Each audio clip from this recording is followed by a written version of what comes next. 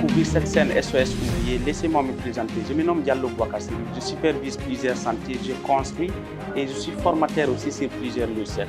Dans cette vidéo, je vais vous expliquer comment faire une bonne finition. C'est dans le bâtiment, beaucoup de personnes négligent la finition, mais c'est ce qui sort le design du bâtiment. Si vous avez un bon maçon qui fait la bonne finition, vous allez voir que votre bâtiment va respecter les normes par rapport aux règles de l'art. Sinon, vous allez dépenser dans le vide. Parce que si le maçon devrait faire un enduit de 1,5 cm ou 2 cm, il risque de le faire à 5 cm, 0,05 cm pour gaspiller beaucoup de ciment. Donc, si le mur n'est pas droit aussi, donc tout ça, il y a beaucoup d'inconvénients. Suivez-moi dans cette vidéo, je vais développer. Alors, pour faire la finition d'une fenêtre ou n'importe quelle pièce dans le bâtiment, ça demande des étapes. La première des étapes, il faut préparer d'abord le mortier.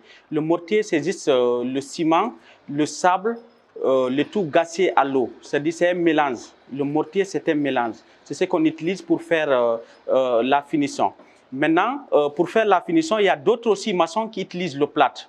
Le plâtre, ils mettent beaucoup de plâtre pour que ça devienne vite dur. Ce n'est pas bon parce que ça diminue la résistance. Le mieux, c'est de travailler professionnellement, d'utiliser au moins un peu de plâtre. Parce que moi, je conseille même pour utiliser le plâtre, là, il faut le faire quand vous voulez, par exemple, fixer les portes pour que ça soit un peu plus rapide. Mais sinon, je vous déconseille. Vous pouvez utiliser aussi un adjuvant qu'on appelle le Sika. Un peu de Sika, là aussi, c'est très bon. Maintenant, si vous avez par exemple une baie, ça veut dire, dans les termes techniques du bâtiment, c'est un vide, d'accord? Si vous avez un baie de fenêtre, d'accord, et que vous voulez faire la finition, il faut avoir, si vous avez par exemple une longueur de 1,80 m sur une hauteur, c'est ce qui est sur le plan par exemple, sur une hauteur de 1,20 m. Donc pour la finition, il faut d'abord chercher des règles ici, d'accord? Il faut mettre des règles, après mettre des crochets pour le bordage. Après avoir fini de faire ça, vous allez mettre maintenant le subtage. Vous allez remplir petit à petit et il y a le talossage, d'accord? Maintenant, ce que je voudrais signaler par rapport à la finition, c'est que si vous avez une dimension, par exemple, de 1,80 m de longueur, on peut appeler ça longueur, il faut mettre 1,81 m. Pourquoi 1,81 m? Parce que n'oubliez pas que quand le vitrage va venir, d'accord, donc lui aussi, il va pouvoir rentrer. Quand la baie vitrée va venir, il faut un petit jour pour que la baie vitrée rentre. C'est-à-dire, si on a 1,80 m, il faut mettre la finition à 1,81 m. Si on a une hauteur de 1,20 m, il faut mettre à 1,21 m. Comme ça, quand le vitrage va venir, parce que le menuisier métallique, il va prendre les dimensions qui sont sur le plan.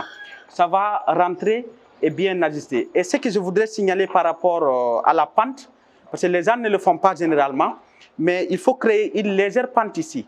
Parce que s'il pleut, l'eau ne pourra pas rentrer à l'intérieur, même s'il y a un peu de silicone.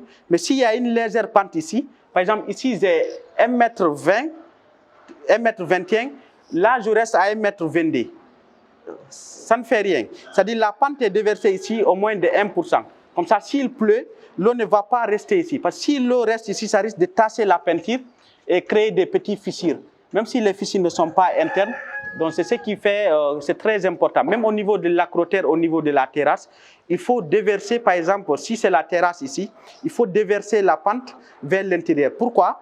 Pour ne pas que si l'eau pleut et que ça mouille la surface, il y a l'humidité, d'accord, et la moisissure et que ça gâte la peinture. Merci d'avoir regardé cette vidéo. N'oubliez pas de liker, de partager et d'aimer. Ciao, ciao, c'est l'Afrique qui gagne.